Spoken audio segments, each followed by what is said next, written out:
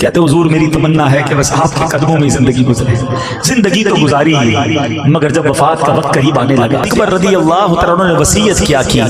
کہتے دیکھو جب میرا وصال ہو جائے نا تو میری میت کو نبی پاک کی بارگاہ میں لے جانا, روضے کے سامنے رکھ دینا اور یہ کہنا کہ حضور ابو بکر حاضر ہے, اگر اندر سے اجازت مل جائے تو ساتھ دفن کر دینا, اجازت نہ ملے تو جنت البقیع میں دفنا دینا. مزار پہ لے جانا, عرض کرنا حضور آپ کا یار حاضر ہے, ابو بکر حاضر ہے, اجازت دے تو اندر لے جانا ورنہ بقیع میں دفنا دینا. صحابہ نے اس وصیت پر عمل کیا. آپ کی میت کو نبی پاک کے روضے کے سامنے رکھا گیا اور عرض کیا گیا السلام علیک یا رسول اللہ, ابو بکر حاضر ہے. سنو, دروازہ کھلتا ہے, تالا کھلتا ہے اور اندر سے آواز آتی ہے حبیب کے پاس لے آؤ کیونکہ حبیب کو حبیب سے ملنے کا اشتیاق ہے.